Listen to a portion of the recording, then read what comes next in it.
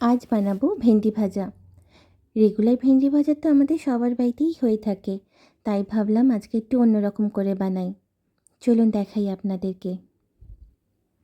কড়াইতে সাদা তেল গরম করে দিয়ে দিলাম শুকনো লঙ্কা, জিরে আর কারি পাতা ফোড়ন। এরপর দিয়ে দিলাম একটা গোটা কেটে রাখা টমেটো আর কাঁচা লঙ্কা। চেষ্টা করবেন টমেটোর মধ্যে যে জুসটা ওটা কম ইউজ করা।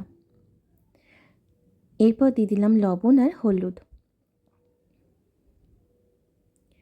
অল্প নাড়াচাড়া করে দিয়ে দিলাম কেটে রাখা ভেন্ডিগুলো। সিম্পল ভেন্ডি ভাজা একটু অন্যরকম করে রান্না করলে কত ভালো লাগে, তাই না? আর কারি পাতা দিয়েছি বলে খুব সুন্দর অ্যারোমা বেরিয়েছে। আবারও দিলাম লবণ আর বেশ অনেকগুলো গোটা রসুন।